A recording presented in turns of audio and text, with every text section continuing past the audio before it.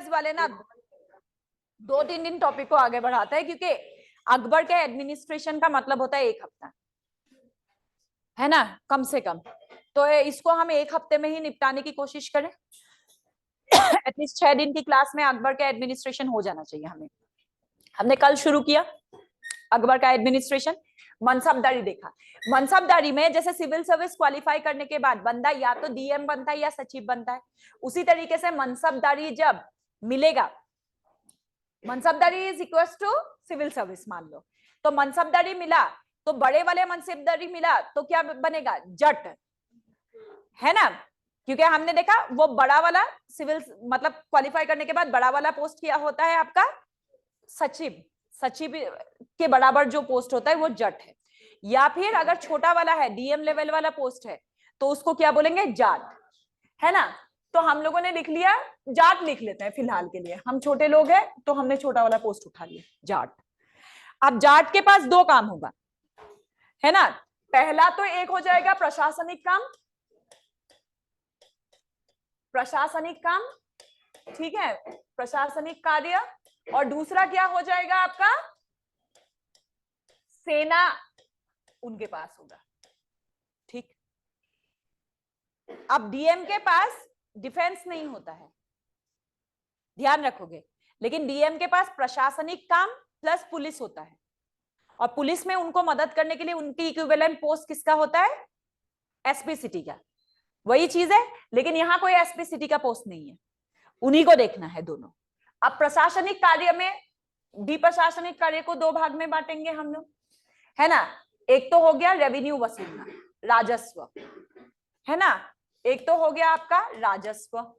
दूसरा क्या हो जाएगा आपका, जो भी गवर्नमेंट वाली काम है, विकास, डेवलपमेंट, ठीक है, इससे जुड़े हुए रूल्स एंड रेगुलेशन, नियम कानून का पालन करवाना, ये सारा काम दूसरे वे आ जाएगा। राजस्व तो अलग ही विभाग हो गया, तो इसमें क्या हो जाएगा, नियम कानून लागू करना, ठीक है। फिर दूसरा विकास संबंधित कार्य, और क्या हो जाएगा, तीसरा लॉ एंड ऑर्डर हो गया, विकास हो गया। हाँ, जो छोटे मोटे आपके जिन दीवानी मामला है, फौजदारी मामले में मृत्युदंड देने का अधिकार अकबर के पास है। मृत्युदंड देने का अधिकार हाईकोर्ट के पास नहीं होता है ना, कि होता है, होता है कि नहीं होता है, कंफर्म करो, होता है। हाईकोर्ट या सुप्रीम कोर्ट के पास ही होता है, सेशन कोर्ट में नहीं होता है, ठीक है। उम्र, हाँ, मृत्युदंड का अधिकार नहीं होता, वो रेफर किया जाता है ऊपर, परमिशन लेगा, हाँ, उसको सिर्फ उसको देने के बाद हाई कोर्ट को अपने ऑर्डर की कॉपी भेजते अप्रूवल, वही तो इसका मतलब क्या हो गया, अगर हाई कोर्ट ने अप्रूवल नहीं दिया, मतलब डायरेक्टली जब क्वेश्चन पेपर में आता है ना, तो क्या होता है, जिला जो आपका न्यायाधीश है उनके पास मृत्युदंड देने का अधिकार नहीं है, he has to get approval from high court. High court के परमिशन के बिना वो मृत्युदंड नहीं लगती, ठीक। उसी तरीके से इनके पास क्या नहीं है, अधिकार, मृत्युदंड का अधिकार नहीं है। ये किसी को मार देते थे, ये अलग बात है, चोरी छुपे तो सब हो जाता है, लेकिन खास तौर पे जो भी मनसबदार थे वो कौन सा मामला देखेगा, दीवानी और फौजदारी मामला देखेगा, लेकिन मृत्युदंड वाले मामले नहीं देखेंगे। उसके लिए उनको परमिशन कहां से चाहिए, सुप्रीम कोर्ट से। सुप्रीम कोर्ट कौन बैठा था उस समय पे, अकबर। आ गया समझ में। तो यहां पर हम लोग क्या लिखेंगे, न्यायालय संबंधित भी उनके पास, संबंधित भी उनके पास क्या है, अधिकार है, ठीक है। अब राजस्व में आते हैं। राजस्व वसूलने के लिए वो कुछ अधिकारी अपॉइंट करते थे। अच्छा, इसमें भी अपॉइंटमेंट, चौथा नियुक्ति, हमने देखा था ना, कोई भी चीज की उनके एरिया की नियुक्ति यही करेंगे, ठीक है। यहां पर क्या है, राजस्व अधिकारियों की नियुक्ति, अधिकारी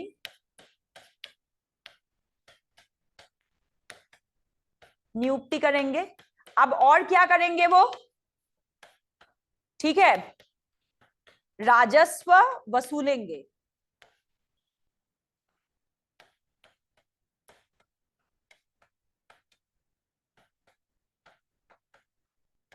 राजस्व लगा सकते हैं, नहीं लगा सकते अपने हिसाब से? नहीं, राजस्व डिसाइड करने का अधिकार किसके पास है? अकबर के पास। उनके मंत्रालय डिसाइड करके बताएगा कौन सी एरिया में कितना राजस्व वसूलना है, उसका अधिकार इनके पास नहीं है। वसूलेंगे और इनके पास रख देंगे। अब अगर बात करते इनकी वेतन, वेतन कितना मिलता था इनको? नगद, नगद वेतन मिलता था। साथ में उनको क्या मिलता था? एक जागीर मिलती थी। एक पूरा एरिया का मनसबदार है तो उस एरिया का क्या मिलेगा? उस एरिया में राजस्व का हिस्सा। ठीक है, दूसरा क्या मिल जाएगा उनको? राजस्व का हिस्सा। अब देखो मनसबदारी जो है अकबर के इनिशियल काल में ये वंशानुगत नहीं था, क्लियर। लेकिन बाद में लेटर फेज में और लेटर मुगलों में ये क्या है? मनसबदारी वंशानुगत हो गया है।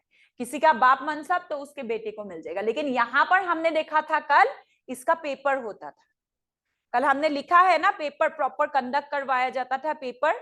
ठीक है, उसके लिए याचिकाकर्ता होता था। मतलब आप अगर इस पोस्ट के लिए अप्लाई करना है, आप एप्लीकेशन लेके एक ऑफिसर के पास जाओगे, वो आपको जांचेंगे परखेंगे, फिर वो मोहर लगा के देंगे, तो आगे वो जाएगा अकबर के पास। फिर अकबर अकबर का जो टीम बैठा हुआ है, मतलब हम क्या कहेंगे, हम उसको कहेंगे यूपीएससी। अकबर वाला यूपीएससी जो है उसका पेपर कंडक्ट करवाएगा या उसकी योग्यता जांचेगा और उसके बाद उसको क्या दिया जाएगा? मनसबदारी दिया जाएगा, क्योंकि बहुत बड़ा पोस्ट है। इसके बाद अगर सेना का देखेंगे तो सेना में इनके पास जो पोस्ट होता था, पोस्ट जो होता था किस बेस पे होता था? घोड़ों की संख्या के ऊपर। तो पोस्ट जो होगा, जैसे आज का पोस्ट यहाँ पर स्टार लगा होता है ना, यहाँ जितने स्टार है वो पोस्ट उतना ही बड़ा है। उसी तरीके से इस पोस्ट जो होगा वो घोड़े की संख्या के ऊपर डिपेंड करेगा, घोड़े की संख्या। ठीक है, अब इसके ऊपर डिपेंड करेगा। ठीक है, अब घोड़े के संख्या जितने होंगे उसका दुगना क्या होगा? सवार होंगे। मतलब घोड़े के संख्या के दुगना, आधा का आधा के आधा सवार होंगे। ठीक है, अब जो ये सवार होंगे इनको सैलरी देने की जिम्मेदारी किसकी? इनकी। ठीक है, जाट की होगी, है ना, जाट ही तो देंगे इनको, तो सैलरी देंगे इनको। और क्या देंगे इनको? यूनिफॉर्म देंगे। और क्या करेंगे? घोड़े को दागेंगे, है ना, ब्रांडिंग करेंगे। मैं ब्रांडिंग लिख दूं, ब्रांडिंग ऑफ हॉर्स करेंगे। उसके अलावा क्या होगा? इनकी ट्रेनिंग करवा के रखेंगे, है ना, इनकी ट्रेनिंग करते रहेंगे, क्योंकि इनके घोड़े के और सवार के एक साल, मतलब साल में 3 बार, 3 महीने के अंतराल में होता था, 4 बार सॉरी, क्या होता था? सर्वे होती थी, कैंप लगता था। तो सभी मनसबदारों को अपने घोड़ों को लेके जाना पड़ता था और फिर उस घोड़े के नस्ल चेक किया जाता था। उसके हिसाब से पैसा आता था अकबर से। पैसा कौन देगा? अकबर देगा। अच्छी नस्ल का घोड़ा है, मान लो 500 तुर्की घोड़े हैं, तो फिर आपको तुर्की घोड़े को डाइट भी वैसी देनी पड़ेगी और फिर उनको चलाने वाले सवारों को भी वही ट्रेनिंग देना पड़ेगा। तो उसके हिसाब से पैसा डिस्ट्रीब्यूट होगा। अब इसमें मतलब नस्ल में भी नकल हो सकता है। कैसे? मान लो मेरे पास घोड़े है, इसके पास घोड़े हैं, ठीक है, अब इसके पास 2 घोड़े कम पड़ रहे थे, इसने बोला तू पहले अपना घोड़ा चेक करवा के आ, फिर ना मेरे को दे देना। ऐसा भी हो सकता है कि ले लिया अपना घोड़ा, फिर दिखा दिया, इसने भी पैसे खा लिए। ऐसा ना होने के लिए घोड़े के नाल पे क्या करते थे? ब्रांडिंग करते थे, मतलब उसको खुर से काट देते थे, क्योंकि घोड़े के नाल को काटोगे तो उसको दर्द नहीं होता, नाखून ही तो है, तो उसमें निशान बना देते थे, एक पर्टिकुलर निशान बना देते थे जिसको दागना कहते थे। अलाउद्दीन खिलजी ऐसे गले पे मारते थे, गरम लोहा करके उसको ऐसे लगा देते थे और घोड़े का ये पोर्शन पूरा जल जाता था। ठीक है, निशान लगा देते थे नस्लों का। लेकिन क्योंकि अकबर बहुत प्यार करता था घोड़ों से, तो उसने बोला नहीं नहीं नहीं नहीं नहीं नहीं, कष्ट नहीं होना चाहिए घोड़े को। तो उसने क्या किया, उसके नाल पे निशान बनवाने का कार्यक्रम शुरू कर दिया।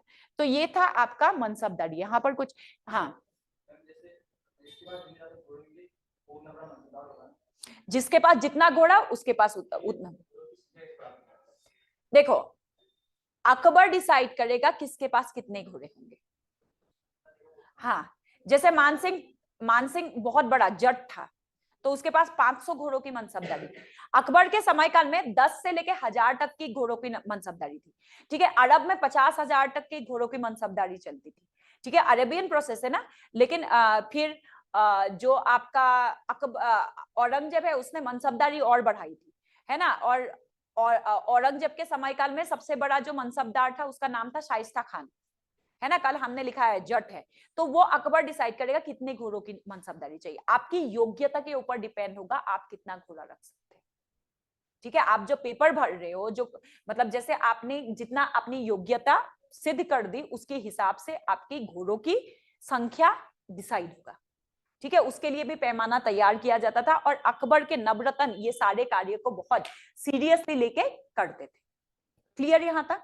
मनसबदारी से कोई भी क्वेश्चन आए कर सकते हो, देखते हैं। ठीक है,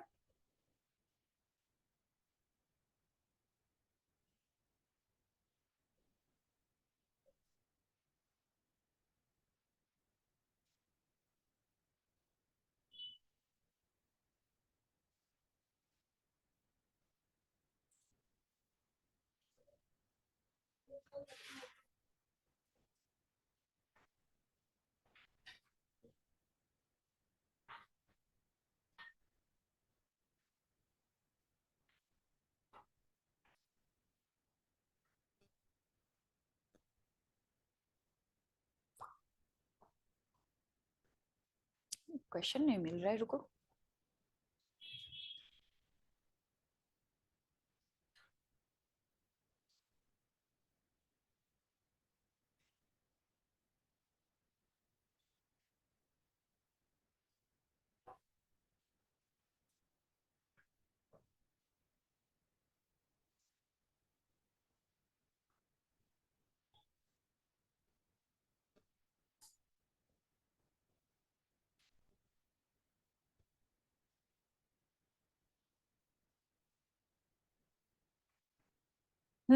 अब एक और इंपॉर्टेंट बात, अकबर का जो मनसबदारी है उसमें जागीर की आकार मनसबदार के हैसियत की हिसाब से नहीं होता था। ठीक है, जमीन की उर्वरता के हिसाब से होता था। आ गया? जैसे मान लो कोई फर्टाइल एरिया का मनसबदार है, बहुत बड़ा मनसबदार है, लेकिन उसको छोटा जागीर भी मिल सकता है, क्योंकि प्रोडक्शन कितना हुआ उसके हिसाब से वो जागीर की डिस्ट्रीब्यूशन करता था। ठीक है, अच्छा, अगर हम लोग मनसबदारी की सबसे पुरानी उदाहरण, ये प्रथा कब से चल रहा है नहीं पता चलता है, लेकिन अगर आप पूछोगे ना कि मनसबदारी मतलब विख्यात कब हुआ था, चंगेज खान के ड्यूरेशन में, मंगोल में, मंगोलों ने सबसे इसको विकास किया था। ठीक है, और जो आपके मतलब चंगेज खान के समय काल में सबसे छोटा जो इकाई था 10 था, और सबसे बड़ा जो इकाई था 10,000 था। ठीक है, 10,000 का जो मनसबदार होता था उसके नाम के पीछे खान लगाते थे।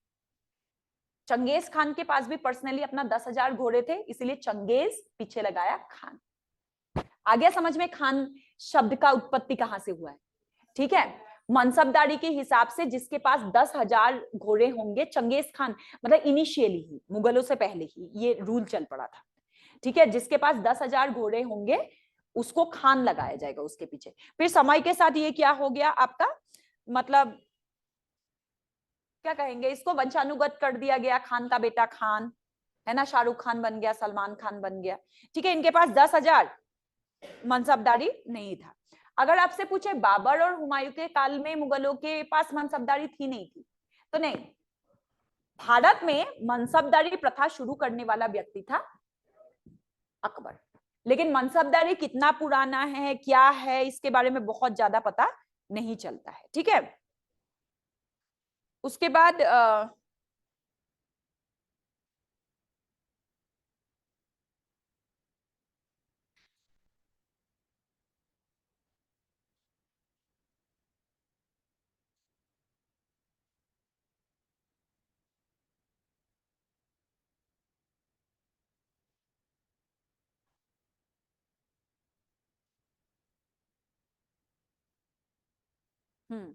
अब मनसबदार का कार्यकाल कितना होगा? देखो कार्यकाल,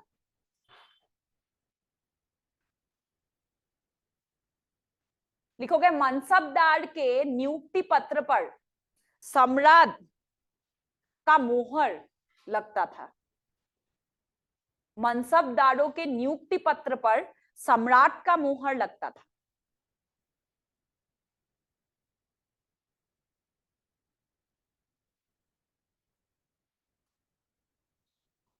सम्राट के मोहर लगता था, मतलब अकबर खुद साइन नहीं कर पाता था ना, अनपढ़ था ना, तो वो मोहर लगा देता था अपना। ठीक है, सम्राट का मोहर लगता था, तथा वो सम्राट के मर्जी होने तक ही अपने पद पर बना रह सकता था। वह सम्राट के मर्जी होने तक ही अपने पद पर बना रह सकता था।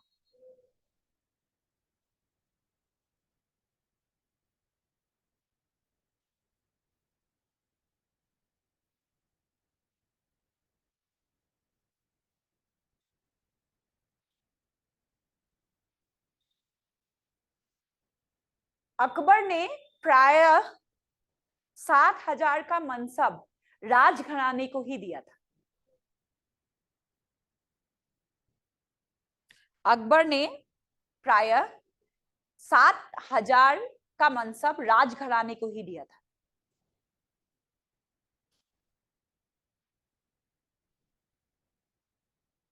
था। लेकिन शाहजहां ने अपने ससुर आसफ खान को 12,000 की मनसब दी थी। शाहजहां ने अपने ससुर आसफ खान को 12,000 की मनसब दी थी।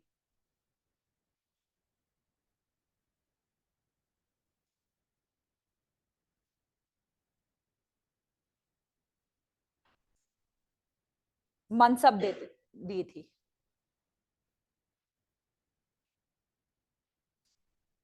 अब सैलरी स्केल लिखेंगे, लिखो पहले सैलरी स्केल, या अरे सैलरी स्केल लिख लो ना, क्या फर्क पड़ रहा? वेतन मार्ग मान, हाँ वेतन मान। पहला लिखो 5,000 मनसब। 5,000 जिसके पास घोड़ा था, मैं कर देती हूँ सर, 5,000 घोड़ा होने पे कितने मनसब मिल रहा था? 30,000 रुपए प्रति महीना। 5,000 मनसब is equal to 30,000 rupees per month.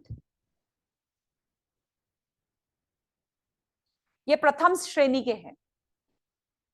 5,000 में भी कई सारे श्रेणी थे, प्रथम श्रेणी के।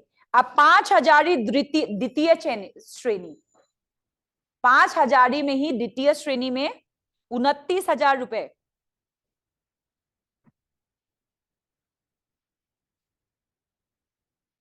5,000 तृतीय श्रेणी में 28,000 रुपए।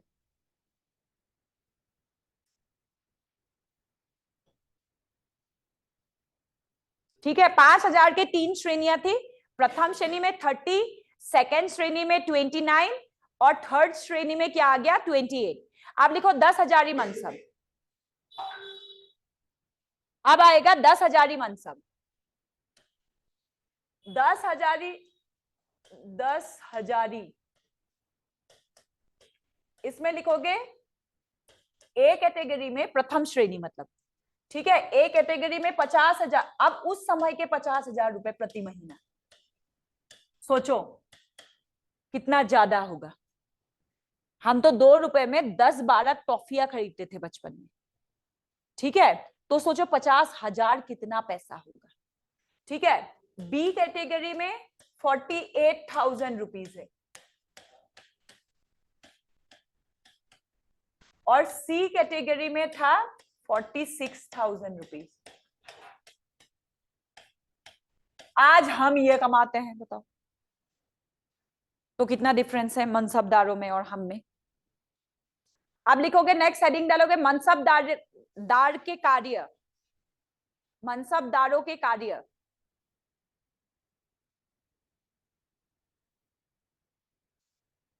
मनसबदारों को सैन्य अभियानों में भेजे जा सकते थे।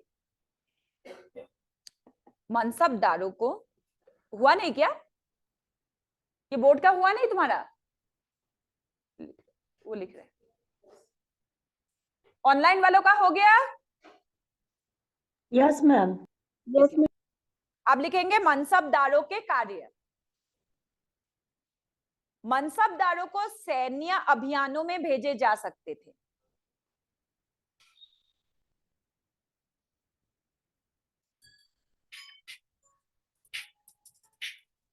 पहला लिखेंगे उन्हें विद्रोह रोकने। मैम, भेजा जा सकता था कि भेजे जाते थे? भेजे जाते थे।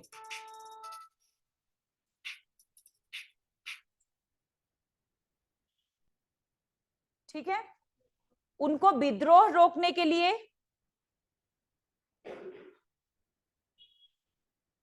उनको विद्रोह रोकने के लिए। दूसरा लिखोगे नए प्रदेशों में, कॉमा, नए प्रदेशों में युद्ध करने के लिए या प्रदेश जीतने के लिए,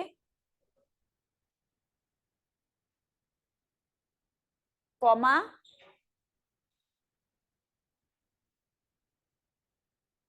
रक्षा अभियानों में,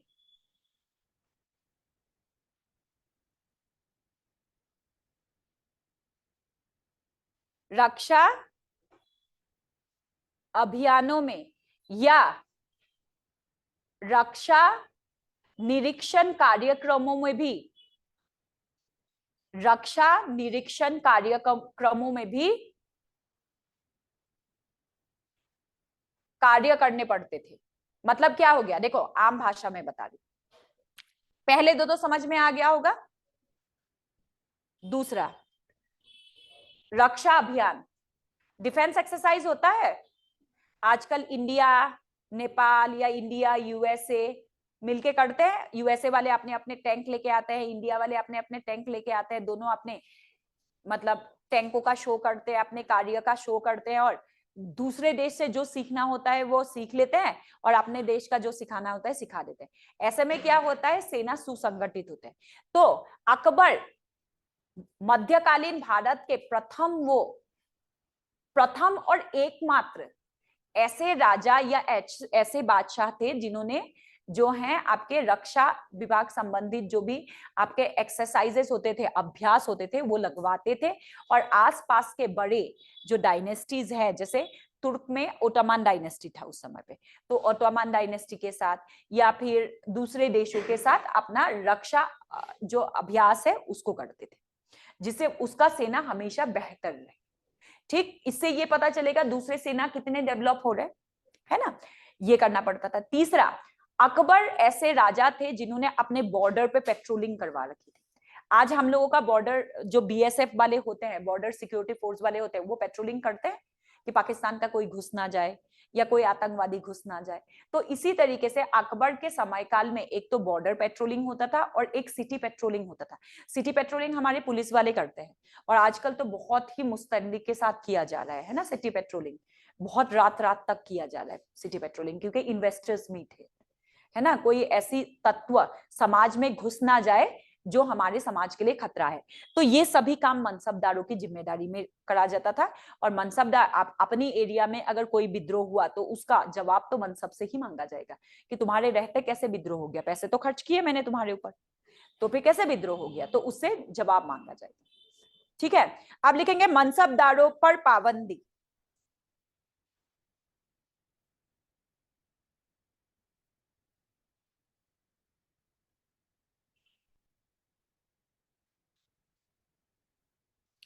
अकबर ने मनसबदारों को अपनी मनमानी करने से, अकबर ने मनसबदारों को अपनी मनमानी करने से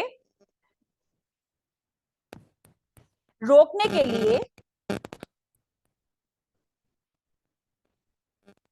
कई विशेष बातों का ध्यान रखा।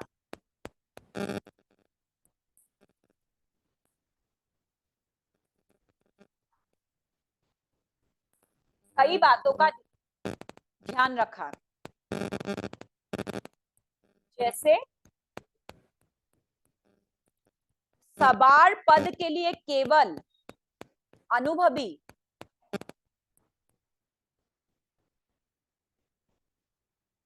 सवार पद के लिए केवल अनुभवी व्यक्ति को मैम ही, सवार, मैम सवार पद, हाँ, सवार पद के लिए केवल अनुभवी व्यक्ति का ही चयन करना,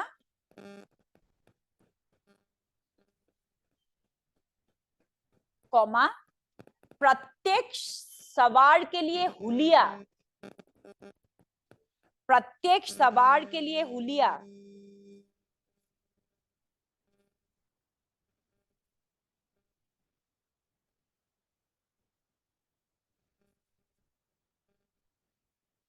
प्रत्येक सवार के लिए हुलिया निश्चित करना,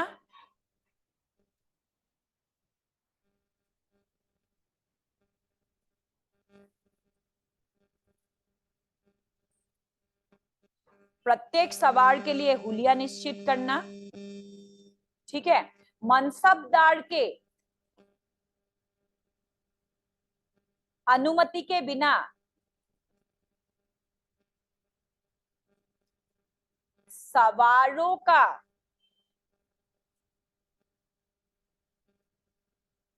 सामाजिक गतिविधियों पे रोक लगाना, सवारों का लिखो कार्यकाल के दौरान,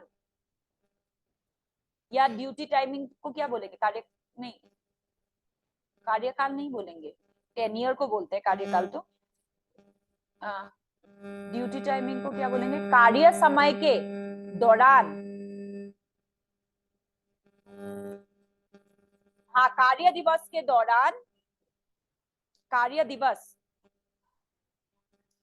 सवारों का कार्य दिवस के दौरान सामाजिक कार्यों में भाग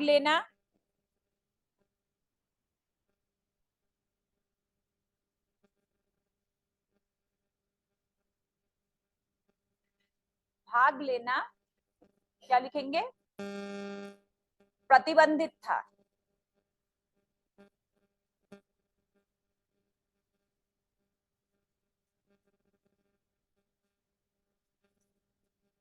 घोड़े के दाग खत्म होने पर, क्योंकि नाल में दाग लगाते थे ना, तो अगर नाखून बढ़ता गया तो वो दाग खत्म हो जाएगा ना, तो घोड़े के दाग खत्म होने से पहले, घोड़े के दाग खत्म होने से पहले ही मनसबदारों को इसकी सूचना,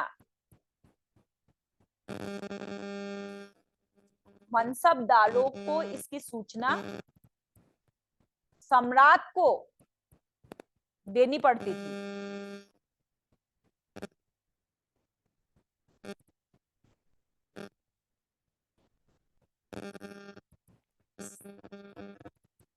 वरना मनसबदारों के वेतन एवं अनुदानों में कटौती की जाती, मनसबदारों के वेतन या अनुदानों में कटौती की जाती थी।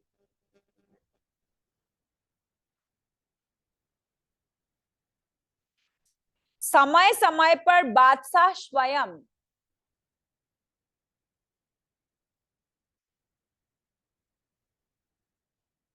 या उनके समिति,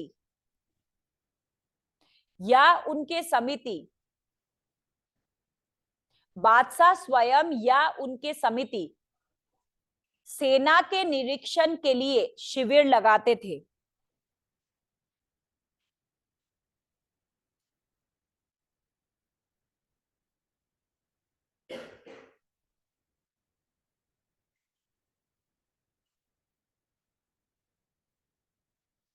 सभी मनसबदारों को वेतन लेने के लिए सम्राट के पास आना पड़ता था प्रत्येक महीना। प्रत्येक मनसबदारों को वेतन लेने के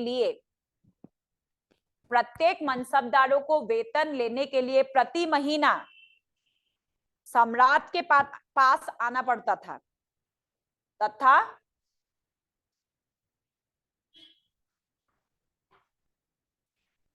अपने कार्य ब्यौरा रक्षा समिति के सामने प्रस्तुत करना पड़ता था, तथा अपने कार्य ब्यौरा रक्षा समिति के सम्मुख प्रस्तुत करना पड़ता था।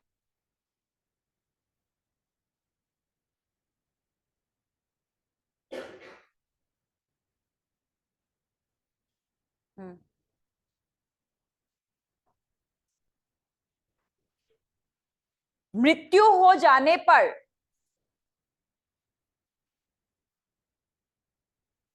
जाट एवं सवार, जाट मतलब खुद मनसबदार हो गया या फिर नहीं, खुद मनसबदार नहीं हुआ, मनसबदार के नीचे का सबसे बड़ा पोस्ट हुआ जाट, ठीक है। तो मृत्यु हो जाने पर जाट एवं सवारों के संचित धन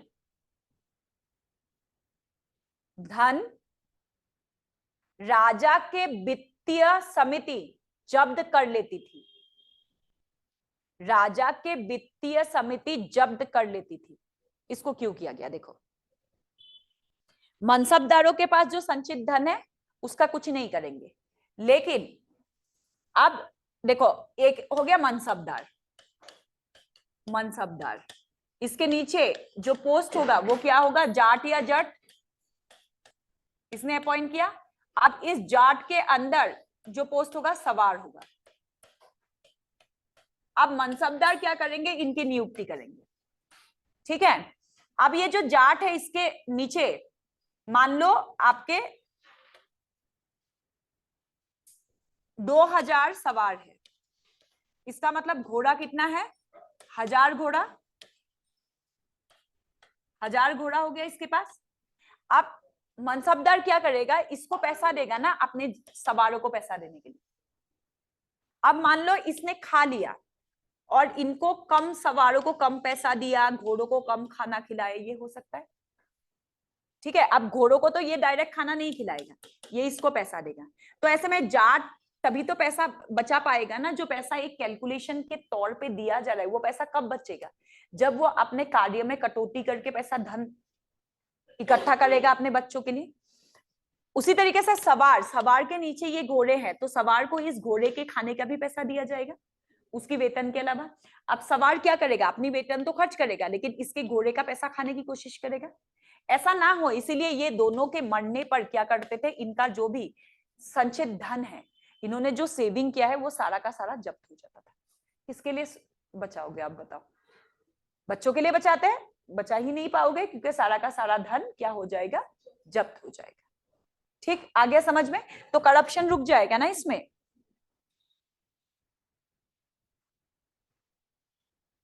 इन पाबंदियों ने मुगल सैनिकों को सबसे शक्तिशाली और सुदृढ़ बना दिया। इन पाबंदियों ने मुगल सैनिकों को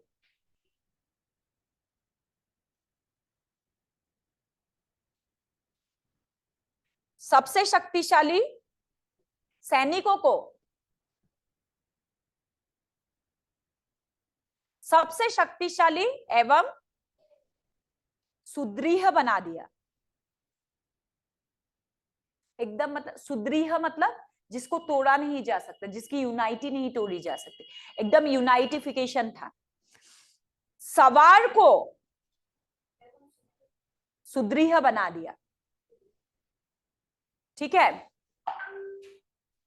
सवार की नियुक्ति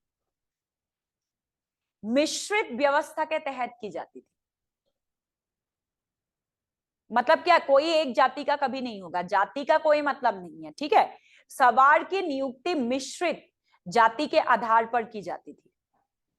एक मनसबदार है मान सिंह।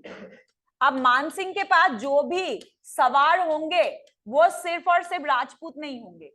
मान सिंह के नीचे जो भी सवार होंगे ना, वो सवार, कुछ सवार तो होगा गोरखा हो गया मान लो, जैसे अब करते हैं ना, अब राजपूताना राइफल्स में केरल का बंदा डाल देते हैं, वही है, ठीक है। कुछ सवार हो जाएंगे राजपूत अपने, कुछ सवार हो जाएंगे यूपी वाले, क्या है यूपी वाले, जाट। कुछ हो जाएंगे ठाकुर, कुछ हो जाएंगे पठान, कुछ हो जाएंगे खान, सब ऐसा मिक्स करके। इससे क्या हो जाएगा, यूनाइटिफिकेशन हो जाएगा, एक दूसरे के साथ रहेंगे तो एकता के बंधन में बांधेंगे और सेना को कभी भी तोड़ा नहीं जा सकता। इसीलिए क्या है, उन्होंने मिश्रित जाति के आधार पर अपना सवार तैयार किया, ठीक है। उसके बाद लिखेंगे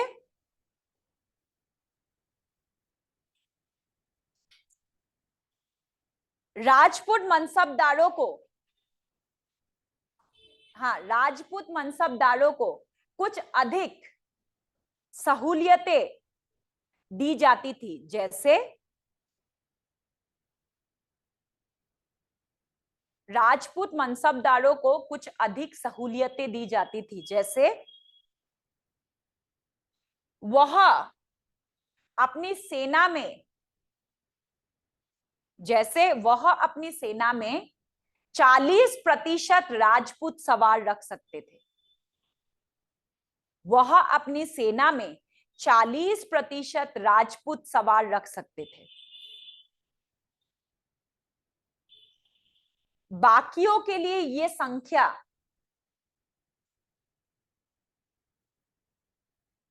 बाकियों के लिए यह संख्या 20% था। मतलब अगर जाट मनसबदार है तो वो जाट बंदा कितना रख सकता है, 20%। लेकिन अगर राजपूत मनसबदार है तो उसको, क्योंकि भाई साला वाला रिश्ता है ना राजपूतों के साथ, उनकी लड़कियों को शादी कर रखी है, मैट्रोमोनियल वैवाहिक संबंध है, तो इतना तो ससुर जी के घर को देखना पड़ेगा ना, तो इसीलिए वो अपनी सेना में 40% तक राजपूत रख सकते थे, ठीक है। बाकी अगर किसी बंगाली को मनसबदारी दे दी तो वो बंगाली बंदा कितना रखेगा, सिर्फ 20%, ठीक। आ गया समझ में। लिखोगे उनकी सवारों में,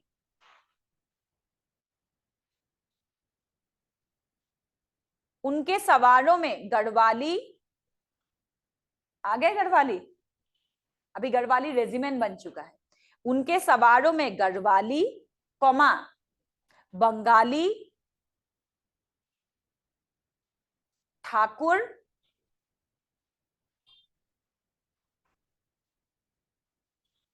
और मराठा सवारों की संख्या बहुत अधिक थी।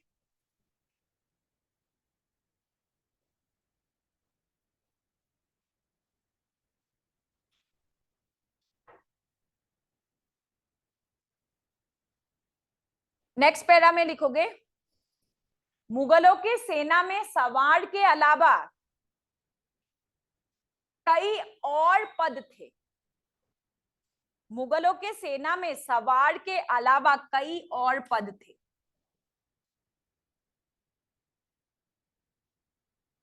सवार के अलावा कई और पद थे, जैसे तीरंदाज, ऐसे लिखेंगे तीरंदाज, है ना। दूसरा लिखेंगे तलवारबाज,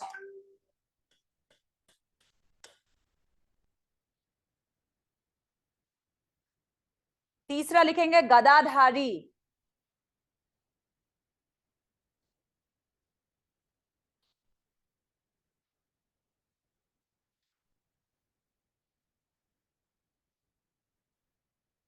बंदूकची,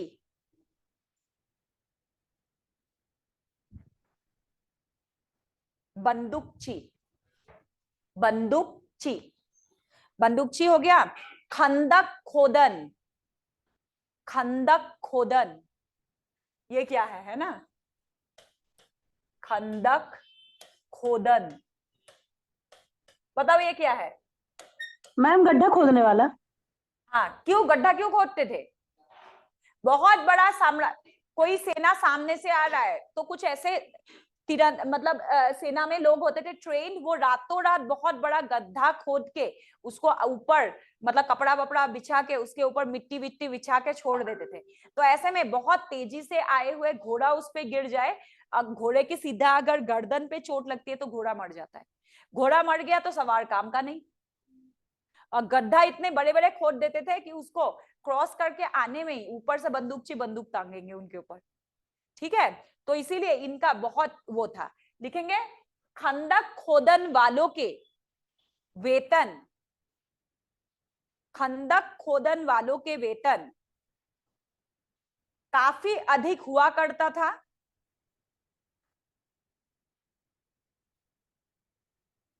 तथा इसका उनको इसका प्रशिक्षण दिया जाता था। एकदम टेक्निकली कैसे खोदना है, कितने इंच का गड्ढा खोदना है, कौन से फावड़े से खोदना है। ऐसा ही नहीं है खोद खड्डा खोद रहे, कौन से फावड़े से खुदा जाएगा, अलग अलग। अब देखो ना, तुम खुद सोचो कि जब वो बंदे सेंट्रल मालवा पे विजय कर रहे थे, मालवा प्लेट्यू, जमीन कितना हार्ड है। अब अगर तुम यूपी में जिस फावड़े से जमीन खोदते हो उसको लेके जाके फोड़ोगे तो नहीं होगा ना। तो उनको लिए टेक्निकल ट्रेनिंग, जैसे आपके गढ़वाल के ऊपर उनकी विजय। अब अरे हिमालय के पत्थरों को तोड़ना आसान होता है क्या? ठीक है, तो उस हिसाब से उनको टेक्निकल ट्रेनिंग दिया जाता था। मतलब एक तरीके से ये जो व्यक्ति थे ये बहुत हाईली पेड सैलरी वाले लोग थे, कहने का मतलब है। ठीक है, लिखेंगे सभी सवारों का औसत वेतन 20 रुपए प्रति महीना था।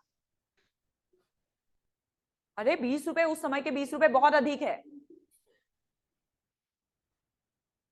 1980 के दौरान में 1900 मतलब 1975 से 80 के बीच में भारत के जो हायर मिडिल क्लास इंसान है उसका प्रति माह आय 200 रुपए था। 1975 से लेके 80 के बीच में भारत के जो प्रति मतलब हायर मिडिल क्लास, जो आज हम 1 लाख रुपए कमाता है हायर मिडिल क्लास, हाँ तो वो हाई क्लास अधिकारी होंगे। हाँ तो वो हाई क्लास अधिकारी होंगे ना। तो जो मतलब आप ये लगा लो जो ग्रेड बी होता है उसके जो औसतन सैलरी है, मतलब किसी का, लेकिन मिनिमम 200 रुपए से शुरू होता था। 200 रुपए से लेके 1000 रुपए के बीच में उनको सैलरी मिलती थी। मेरे पापा के भी सैलरी, पापा बताते थे पहले 475 रुपए थे, फिर वो बढ़ के 700 रुपए हुए थे। और 700 रुपए होने पे मतलब पापा के पास इतनी, पापा ने जमीन खरीद ली थी।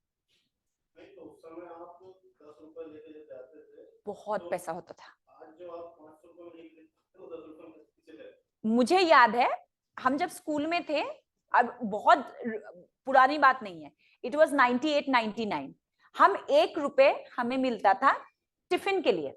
और उस 1 रुपए में एक पैकेट में पार्ले जी का बिस्किट लेती थी, और एक जो आज 5 रुपए वाली जो नमकीन आती है ना, तो वो नमकीन का पैकेट, मतलब 50 पैसे में एक नमकीन का पैकेट आता था और 50 ही पैसे में पार्ले जी आती थी। फिर पार्ले जी का दाम बढ़ा 2000 में, वो 2 रुपए कर दिया गया। और आज भी देखो वो मैक्सिमम 5 रुपए तक बढ़ा है, अब 10 हो गया है। ठीक है, तो हाँ वो 10 रुपए वाला ही पैकेट था जो 50 में मिलता था। तो आप 2 रुपए लेके जाओ ना, आप इतनी टॉफियां लाओगे कि आप खा के खत्म नहीं कर सकते। तो तुम सोचो ना 20 रुपए कितना अधिक होगा। आप सोचो अकबर के समयकाल में 20 रुपए का क्या मूल्य होगा।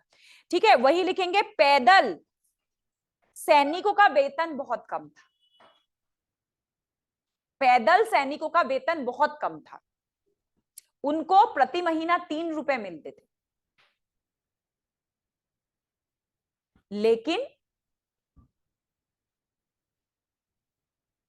लेकिन बादशाह के तरफ से उनको प्रति महीना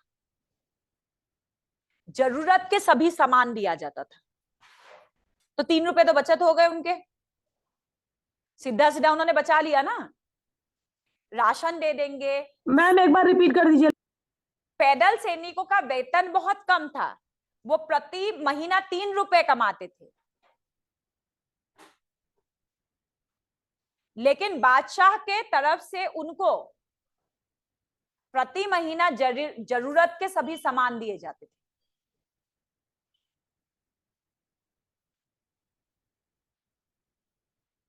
वहीं खंदक खोदन के वेतन 22 रुपए प्रति महीना हुआ करता था। वहीं खंदक खोदन को प्रति महीना या खंदक खोदन के वेतन प्रति महीना 22 रुपए हुआ करता था।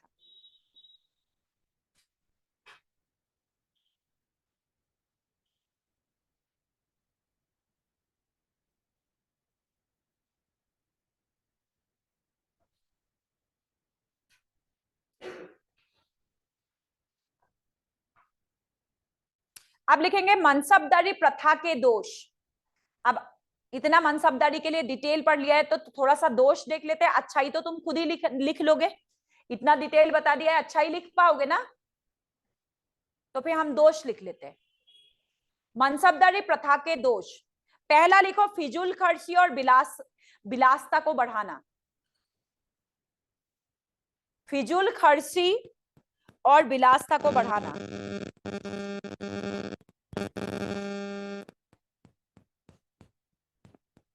कुछ विचारकों के मुताबिक, ब्रैकेट में विचारकों के नाम लिखो, याज मिर्जा, याज मिर्जा,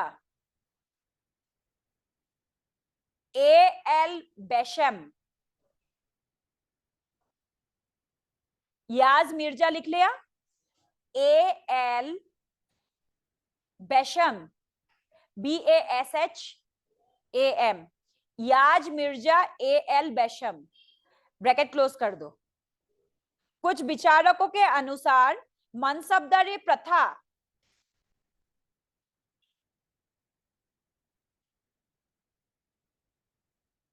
प्रथा में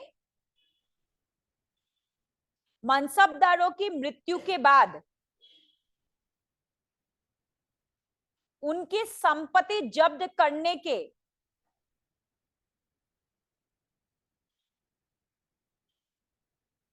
प्रथा के कारण, उनकी संपत्ति जब्त करने के प्रथा के कारण सेना के सभी लोग जीवन काल में ही सारा पैसा खर्च करना चाहते थे, जिसके कारण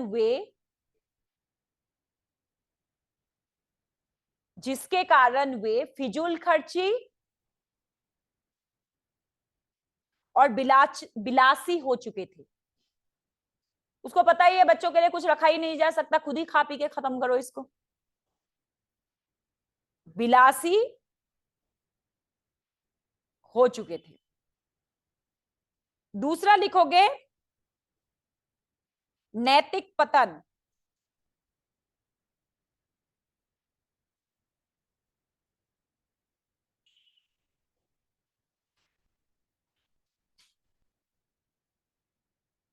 अकबर के समयकाल के बाद बेईमान अधिकारी,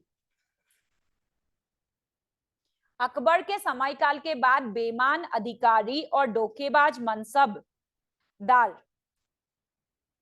बेईमान अधिकारी और धोखेबाज मनसबदारों ने परस्पर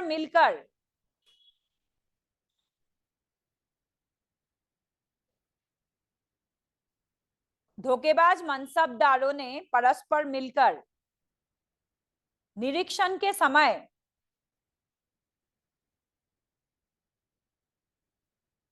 नकली घोड़े, नकली कागज के बलबूते, नकली घोड़े और नकली कागज के बलबूते संपूर्ण अनुदान प्राप्त कर लेते थे।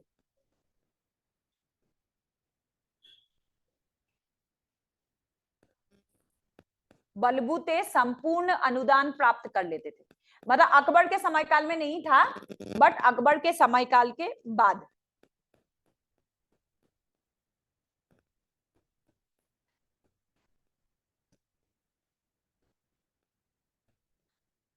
अब एक चीज ध्यान से दिमाग में रखना, अबुल फजल ने ये बोला था, जो अकबर के मनसबदार था वो 66 श्रेणियों में बटा हुआ था, वो हमने लिखा है। अबुल फजल ने बोला था अल्लाह के नाम के हिसाब से। अब उन्होंने अरबिक में ऐसे कैसे दिया पता नहीं, पहला 1 + 30 + 35 + 5, तो टोटल 66 होता है। कि अल्लाह के नाम के मतलब जो विभागीकरण होता है ना, तो उसकी हिसाब से क्या किया गया था, इनको 66 कैटेगरी में बांटा गया था। ये ध्यान रखोगे, ध्यान रह जाएगा। लास्ट बेंच को ध्यान हो गया मैंने क्या बोला? मैंने बोला अबुल फजल ने ये बोला था, ये तुम्हें दिमाग में रखना है। कभी स्टेटमेंट वहां आ जाए ना कि अल्लाह के नाम के हिसाब से ऐसा करा था, ये तुम्हें याद रखने की जरूरत नहीं है। 1 + 30 + 35 नहीं, 35 नहीं, 25 + 5 के हिसाब से 66 मतलब वो रखा गया था, ऐसे ही करके कुछ था। ठीक है, कितने हुए ये?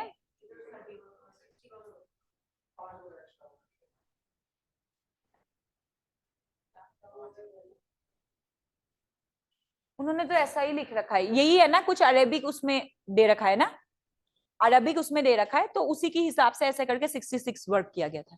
हमारा 61 हो रहा है, हम तो इंग्लिश मेथड से देख रहे हैं ना, तो वो अरबिक नाम से कुछ लेके किया गया था, तो उसको याद रखोगे। ठीक है, 66 भागों में कैसे बांटा गया था। ठीक है,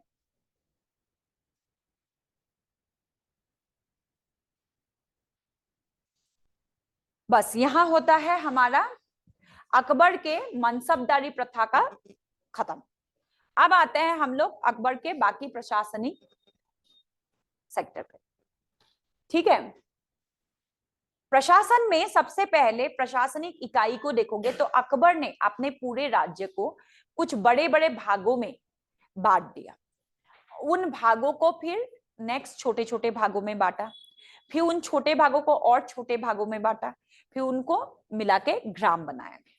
ठीक है, तो इस तरीके से उन्होंने क्या किया था, प्रशासनिक मतलब एडमिनिस्ट्रेटिव डिवीजन किया था। ठीक है, तो इसको अब हम लोग ढंग से कर लेंगे,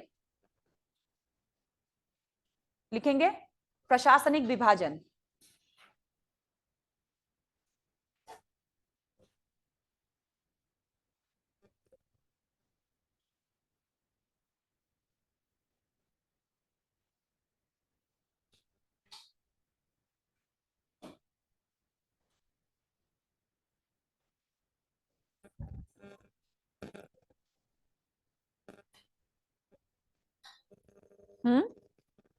या फिर प्रशासन के विभाजन, या फिर क्या लिखोगे, संरचना, प्रशासन के विभाजन एवं संरचना।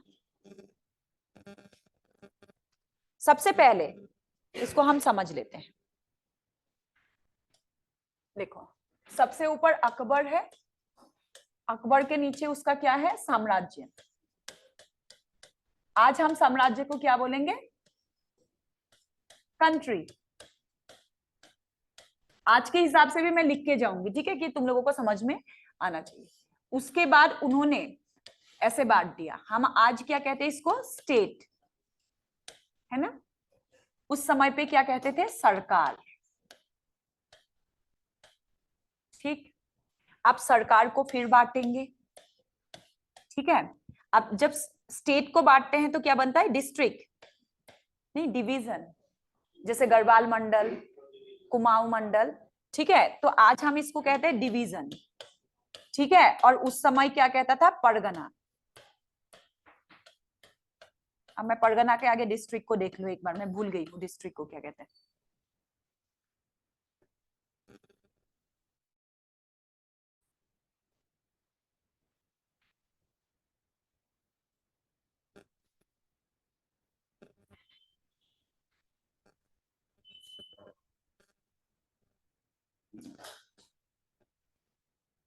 बहुत परेशान कर रहा है मेरा आज फोन।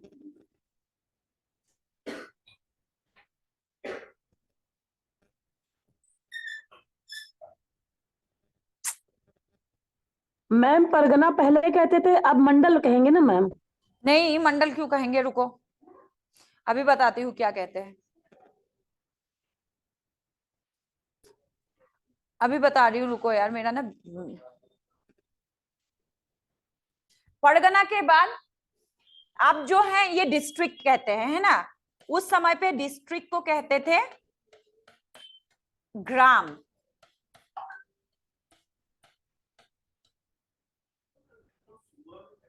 हाँ, जो सरकार है, सरकार ही सूबा था, ठीक है। लेटर अकबर पीरियड में सूबा जो है सरकार को कहा गया, ठीक है। प्रांत कुछ नहीं था अकबर के समय काल में, परगना था वो, ठीक है। वो प्रांत जो है तुम कहां से ले रहे हो, मौर्य डायनेस्टी से, ठीक है। मिक्स मत करो, मौर्य ने प्रांत बोला है, ठीक। इसके बाद डिस्ट्रिक्ट के बाद क्या आता है, तहसील, है ना। तहसील को कहते थे सबोग्राम,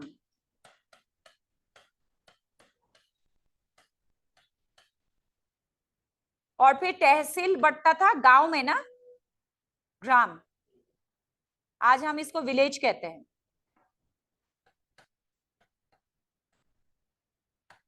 और इसको कहते थे गांव।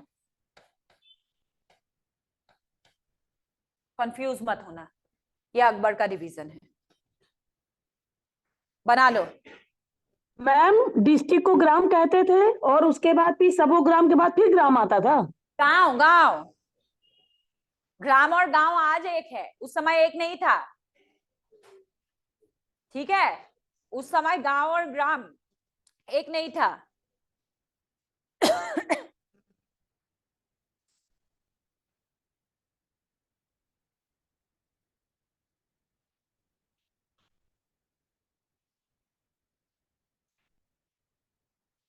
परगना, परगना, परगना के बाद ग्राम, ग्राम के बाद सबोग्राम, सबोग्राम के बाद गांव। एक तो मेरा फोन नहीं चल रहा है, ऊपर से तुम मेरा बार बार ड्राइव बंद कर रहे हैं ये लोग। और होगा कोई कंपनी वाला ही जो बहुत इंपॉर्टेंटली मुझे लोन देने वाला है, लोन देना चाहते हैं ना ये लोग मुझे।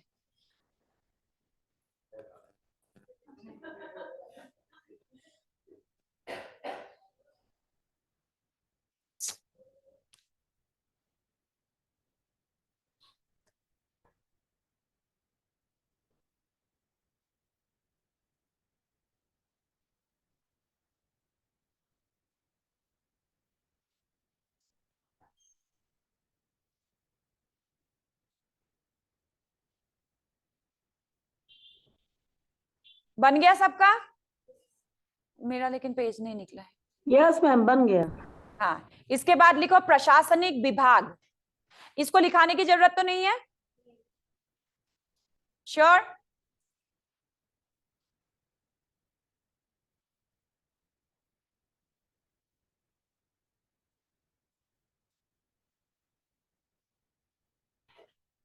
ठीक, अब हम लोग लिखेंगे प्रशासनिक विभाग, है ना। प्रशासनिक विभाग में सबसे पहले इंपॉर्टेंटली हम लोग देखते हैं, सबसे लास्ट में लिखेंगे हम लोग, उनका एक काउंसिल ऑफ मिनिस्टर हुआ करता था, ठीक है। उस काउंसिल ऑफ मिनिस्टर को क्या कहा जाता था, नवरत्न, ठीक है। उसके अंदर जैसे आपका राजा हो गया, ये अकबर हो गया, अकबर के नीचे एक नवरत्न होता था, ठीक है। नवरत्न के नीचे नवरत्न, ये नौ है मेरा, ठीक है। ये रत्न है ना, इनके पास कुछ विभाग थे, कुछ नहीं भी थे, लेकिन ये जो 9 लोग हैं, ये 9 लोग इसके नीचे सभी विभागों को देख रेख करते थे। तो इनके नीचे ऐसे करके विभाग आ जाएगा, ठीक है, विभाग आ जाएगा, ठीक है। अब विभागों में भी सबसे इंपॉर्टेंट विभाग क्या था, विभाग में मोस्ट इंपॉर्टेंट विभाग, सबसे पहले मोस्ट इंपॉर्टेंट विभाग,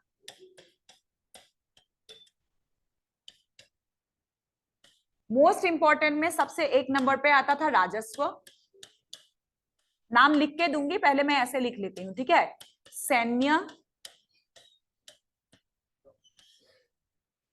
ठीक है, राजस्व, सैन्य, ठीक है। और तीसरा आता था आपका राज्य विस्तार विभाग, बहुत इंपॉर्टेंट। ये तीन मतलब जैसे होता है ना, एक नरेंद्र मोदी के 3 इंपॉर्टेंट विभाग कौन कौन सा है? रक्षा,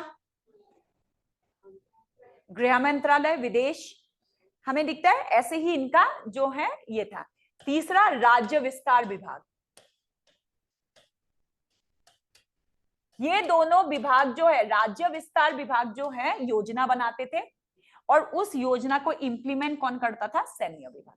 ये बहुत इंपॉर्टेंट विभागों में आते थे, ठीक है। और राज्य विस्तार जो विभाग है उसको जहांगीरी कहा जाता था। अब मैं लिख देती हूं, ठीक है। नहीं, इंप्लीमेंट का मतलब होता है कार्य पारित करना, उस कार्य को करना, ठीक है। और एक होता था साम्राज्य विस्तार के अलावा इंटरनल सिक्योरिटी, इंटरनल आंतरिक रक्षा विभाग, चौथा इंपॉर्टेंट विभाग आंतरिक रक्षा विभाग। आंतरिक रक्षा बहुत इंपॉर्टेंटली, मतलब इन सभी के सभापति खुद अकबर थे, ठीक।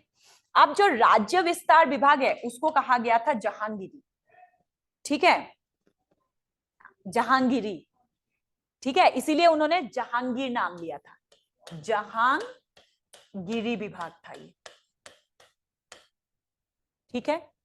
और जो आपके राज्य की सुरक्षा इंटरनल मतलब आपका था जहान बानी, ठीक है। इंटरनल सिक्योरिटी जो विभाग था उसका नाम था जहान बानी।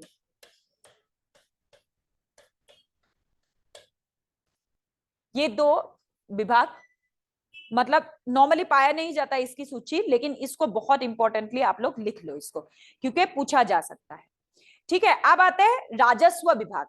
राजस्व विभाग का नाम था दीवान ए वजारत, दीवान ए,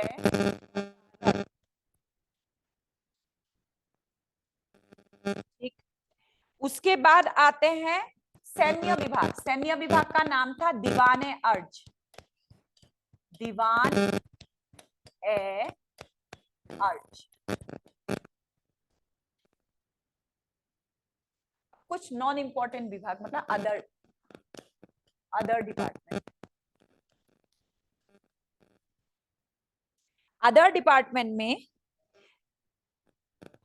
फॉरेन लिख दो तो चलेगा? हाँ जी, तुम्हें जाना है, जाओ, ठीक है। फॉरेन मंत्रालय जो था उनके पास, ठीक है, फॉरेन मंत्रालय का नाम था आपका दीवान ए रसातल मुसीहत, दीवान ए रसालत। मैम ऊपर दिख नहीं रहा, थोड़ा ब्लैक बोर्ड नीचे खिसका दीजिए हल्का सा। अब दिख रहा है बेटा? Yes ma'am, yes. दीवान ए रसालत मुहतसिब, मुहतसिब यही लिख दूं नीचे, मुहतसिब,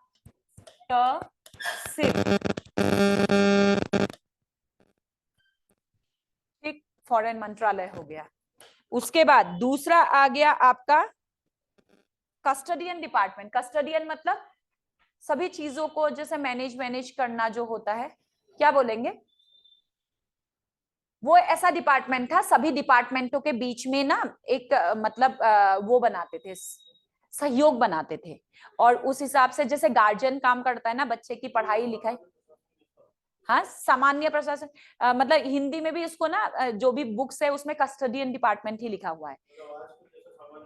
हाँ, सामान्य प्रशासन जैसा ही, जैसे गृह मंत्रालय का काम है ना, गृह मंत्रालय सारे मंत्रालयों का काम देखते हैं थोड़ा थोड़ा थोड़ा थोड़ा, तो वही समझ लो, ठीक है। मैं कस्टडियन डिपार्टमेंट ही लिख दूं क्योंकि आपके हिंदी वाले उसमें भी ऐसे ही लिखा हुआ है,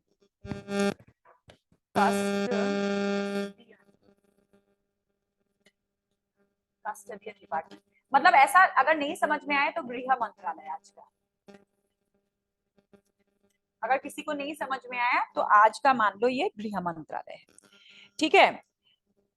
दीवान ए इंशा, दीवान ए इंशा, ये कहाँ गया मेरा? यहां तक लिखो, फिर आगे 2 डिपार्टमेंट और लिखा रही हूँ।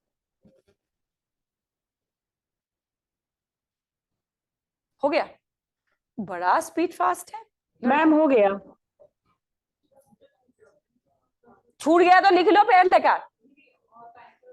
हाँ, क्या पूछ रहे हो तुम? पूछो मुझसे। क्या सल्तनत में लिखाया है मैंने? ऑब्वियसली ये मुगल है। ठीक है, उसके बाद हाँ, मैं साइड हो जाऊं, मैं बैठ जाती हूँ। चलो मैं हट के बैठ जाती हूँ। अब लिखो, अलाउद्दीन खिलजी में पत्राचार विभाग है। मुहतसिब, मुहतसिब, आधा ह पूरा त, मुहतसिब।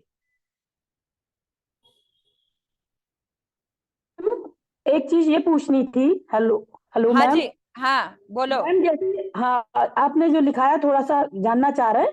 सबोग्राम को तहसील कहते थे तब। तो मैम जैसे अभी प्रेजेंट टाइम तहसील के अंतर्गत ब्लॉक होते हैं, न, ब्लॉक के ब्लॉक नहीं अंतर्गत भी था, मैम। अच्छा, और न्याय पंचायत भी नहीं था मैम? पंचायत भी जैसे नहीं अभी था, मैम, हाँ, न्याय मोनार्की पंचायत थी। के अंतर्गत गांव आते हैं। जी जी, यही पूछना नहीं था। नहीं, देखो ग्राम था। देखो राजा के अंदर ना, देखो एक तो ब्लॉक अलग होता है, ब्लॉक बहुत बड़ा होता है। डिस्ट्रिक्ट, डिस्ट्रिक्ट के बाद आती है ब्लॉक, ब्लॉक के बाद आती है तहसील, तहसील के बाद आता है नो मैम, नहीं, नो मैम, हम ये नहीं पूछ रहे हैं। हम ये कह रहे हैं कि इस टाइम गांव। जैसे चल रहा है, उस टाइम हाँ, क्या ऐसी व्यवस्था नहीं थी, ये जानना चाह रहे नहीं हैं। नहीं जैसे नहीं, अभी मैडम क्या है, डिस्ट्रिक्ट हो गया, डिस्ट्रिक्ट के वैसे मैडम डिस्ट्रिक्ट हो गया, फिर मैडम डिस्ट्रिक्ट के अंतर्गत ही तहसील आती, तहसील के अंतर्गत फिर मैडम ब्लॉक आते, ब्लॉक के अंतर्गत फिर मैडम न्याय पंचायत, उसके अंतर्गत कई गाँव आते, ये जानना चाह रहे थे। नहीं, ये ना सब जगहों पे अगर तुम पॉलिटी के हिसाब से देखोगे, तुम्हारा ये कॉन्सेप्ट पंचायती राज का गलत है। जी मैम, ठीक जी है, जी। पंचायती राज में ऐसा नहीं होता है। विलेज होता है, विलेज के बाद ब्लॉक होता है, ब्लॉक के बाद होता है डिस्ट्रिक्ट काउंसिल। हाँ हाँ, डेवलपमेंट का वो है, ब्लॉक है, ब्लॉक है, नहीं है। ठीक है, लेकिन हाँ ये है कि अलग अलग गांवों में जैसे है ना, बोलने का अलग अलग तरीका होता है। ठीक है, जैसे तुम कह रहे हो ना, तुम इस तहसील स्टेट गवर्नमेंट का होता है, बट जैसे होता है ना गांवों में, जैसे ये गांव की कॉन्सेप्ट पूछ रहे हैं, जैसे यूपी वाले में, वेस्ट यूपी वाले क्षेत्र में ऐसे कहा जाता है कि सबसे पहले तहसील है, ब्लॉक है, लेकिन ये अलग अलग डिवीजन ऑफ वो है। ठीक है, और अगर आप देखोगे ना, क्योंकि ब्लॉक में भी क्योंकि जनसंख्या वेस्ट यूपी का बहुत ज्यादा है, तो कुछ ब्लॉक के ऑफिसेज में भी कुछ एक पार्ट को प्रशासनिक इकाई में कन्वर्ट किया जाता है जगह की कमी की वजह से। बट हमेशा याद रखोगे, ब्लॉक का तहसील से कोई मतलब नहीं होता।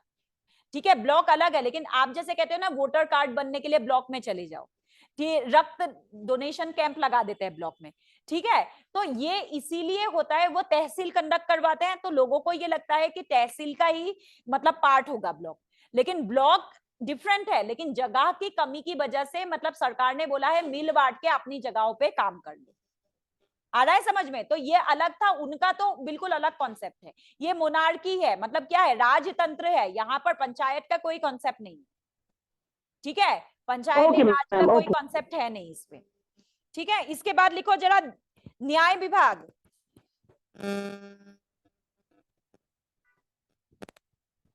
न्याय विभाग को बोलते थे दीवान ए कूजा। क में छोटी ऊ की मात्रा, नहीं बड़ी ऊ की मात्रा, दीवान ए कूजा। ज में डॉट, दीवान ए कूजा। ठीक है, न्याय विभाग हो गया। खुफिया विभाग, खुफिया विभाग इंटेलिजेंस डिपार्टमेंट, मतलब हमारा क्या है, एनआईए।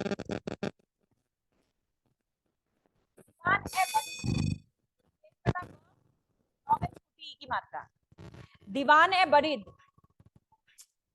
यार ऐसे ही बहुत difficult। दीवान है बरीद,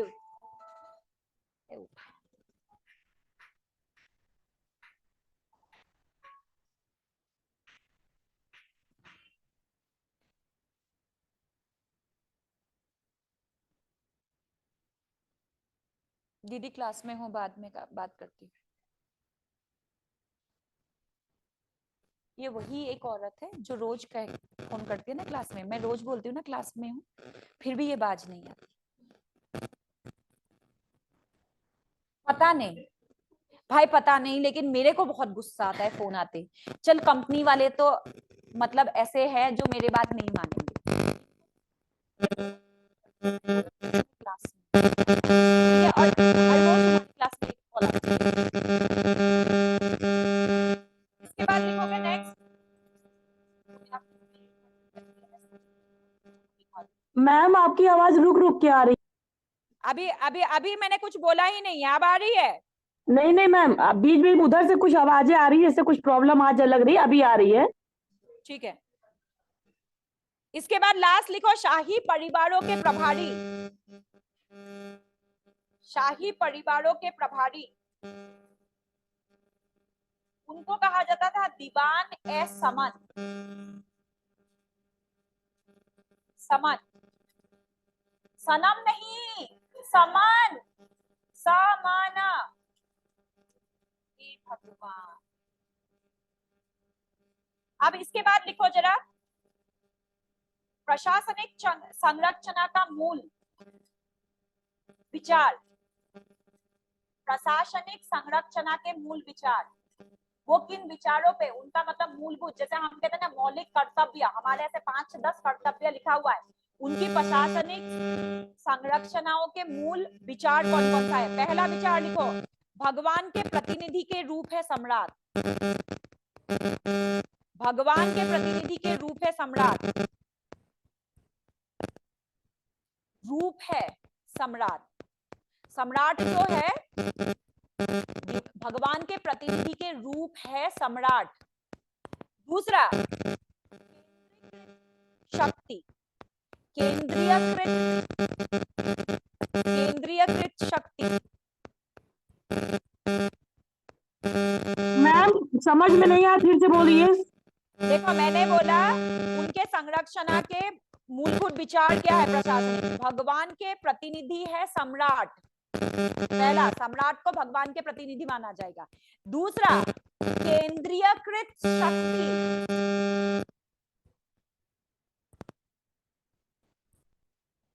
तीसरा,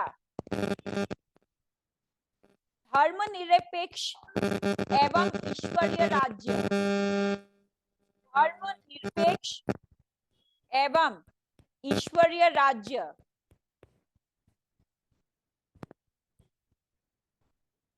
तीसरा हो गया।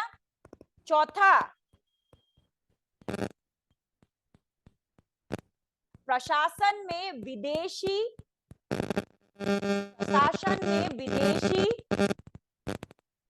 सह भारतीय व्यवस्था। प्रशासन में विदेशी सह भारतीय व्यवस्था।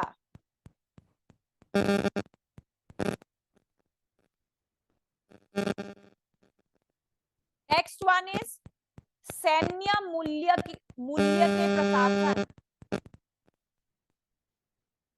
सैन्य मूल्य के प्रशासन मतलब सबसे ज्यादा फोकस सैनिक होगा। पांचवा, निर्माता के रूप में,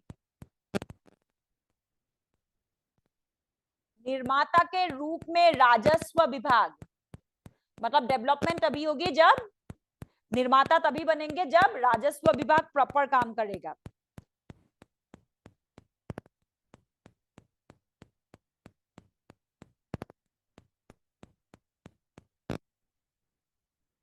मंत्री परिषद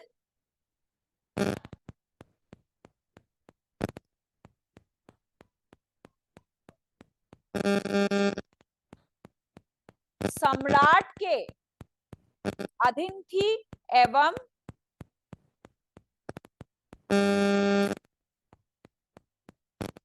वह शरीयत के आधार पर अध्यादेश जारी। मैम यही लाइन रिपीट कर दीजिए।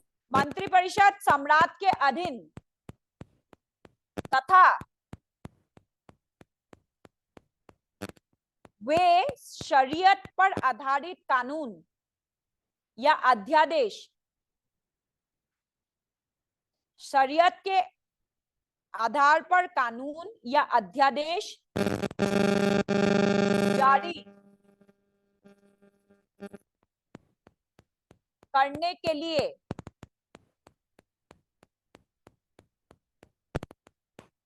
मजबूर थी।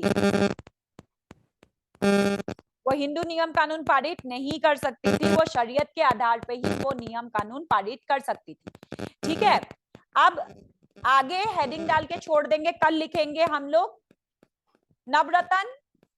और नवरत्न ऐसे नहीं लिखेंगे जैसे आपको बुक में मिलता है, एक लिख दिया बस बीरबल जो था बीरबल था ऐसे करके। अब बीरबल के हम नवरत्न के हर व्यक्ति के थोड़ा थोड़ा डिटेल लिखेंगे, क्योंकि आपके शॉर्ट नोट्स में आता है।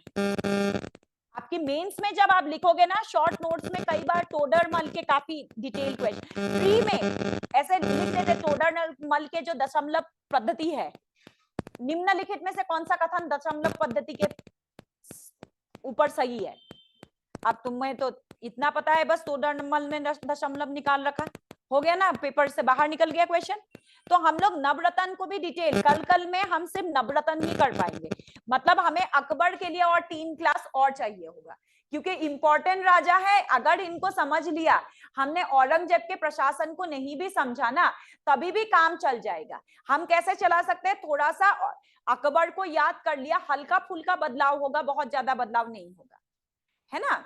लेकिन अगर हम बात करते हैं कि हमें पता ही नहीं है कुछ भी, ठीक है, अब लोगों को नहीं पता है मुल्ला दो प्याजा के बारे में, और उनके क्वेश्चंस आ रखे हैं, और पीसीएस में आ रखे हैं मुल्ला दो प्याजा के काफी डिटेल क्वेश्चन।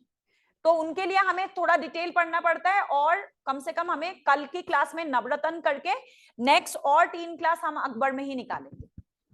ठीक है, आज का समझ में आ गया? Yes ma'am. आपको ठीक है।